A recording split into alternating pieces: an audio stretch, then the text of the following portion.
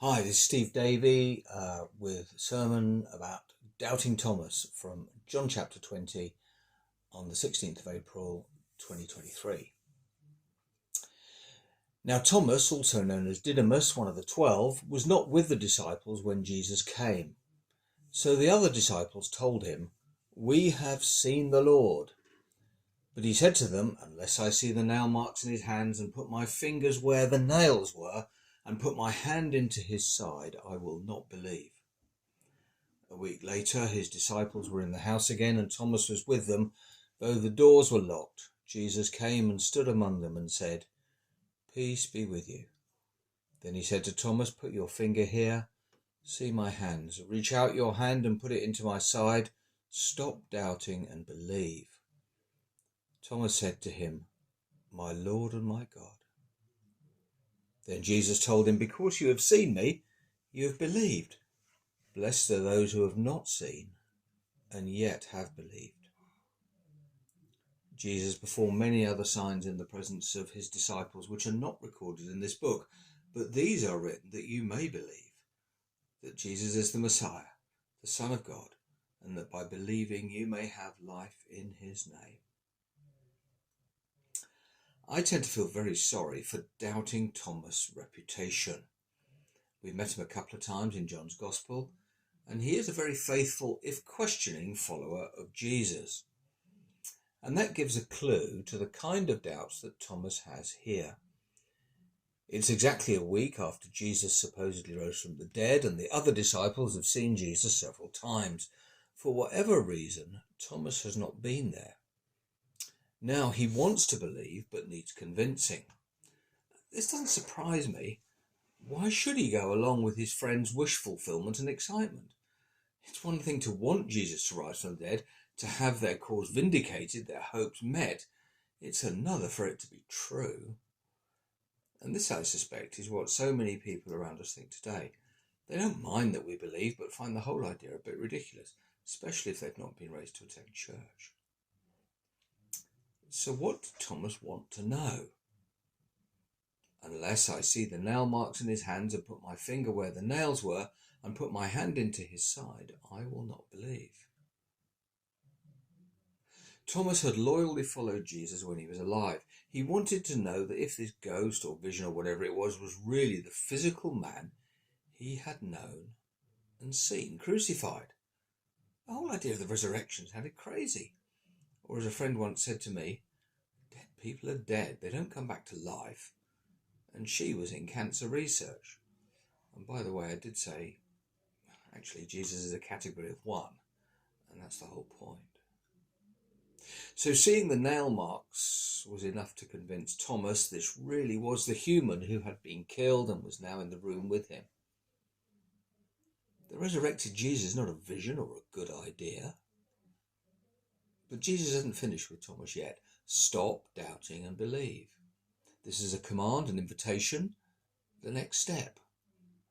Of course, doubting is not disbelieving. It is hesitation, it's provisional, it's waiting for more evidence. Stop doubting and believe. Believe is much more than acknowledging something is true and right. It is acting upon the evidence. To believe is to refocus the mind and the energy. Jesus' command is more likely translated as something like, stop being a doubter and become a believer. It is active. Stop doubting and believe. Some while ago, I had two conversations that made me think. I spoke to a man who said that he did not believe in God in such a way that he indicated that he didn't want to discuss it anymore.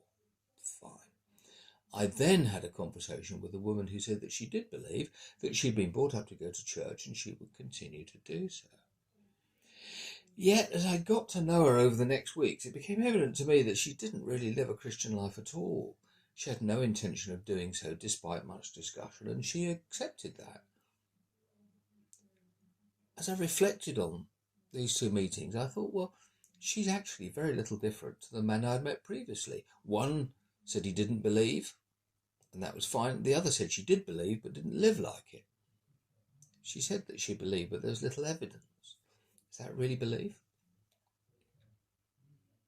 We can profess belief and faith, but not live it. Thomas' instantaneous response is to exclaim, "My Lord and my God." For a loyal Jew to say such a thing is amazing. He's saying that Jesus is the God who called Abraham. This vision of Moses that was seen in the burning bush, this still small voice that spoke to Elijah, this was happening to him now. This was the human being who told such wonderful stories, who healed the sick and included the vulnerable. He, a person, had died, but is now alive. Not was alive, is alive, and of course still is alive. So now, if Jesus' resurrection is a fact, not an opinion, it has the power to transform anyone who considers the evidence and comes to faith. It moves Christian faith from a cultural identity into a message of hope for everyone.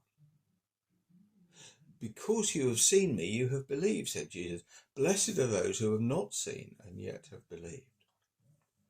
As is normal in the Bible, the focus is not just on my faith, but on the faith of the person who is yet to come to faith.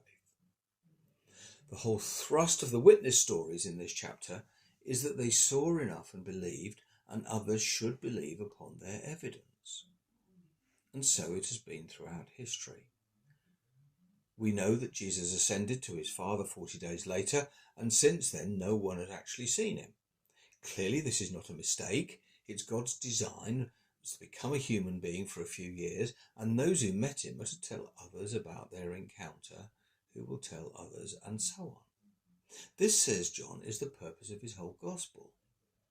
But these are written that you may believe that Jesus is the Messiah, the Son of God, and that by believing you may have life in his name.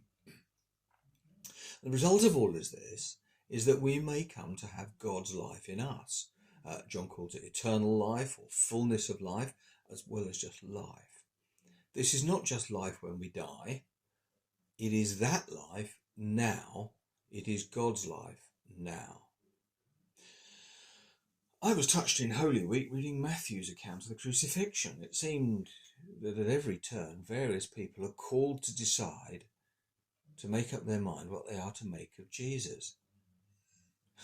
Judas makes his decision about Jesus, against Jesus. Caiaphas condemns himself against Jesus. Peter denies Jesus. Pilate goes against his own best judgment when under pressure. The crowd choose Barabbas, and so on. Now, post-resurrection, John is here challenging us all. Do you believe that Jesus is God? The choice seems to be life itself.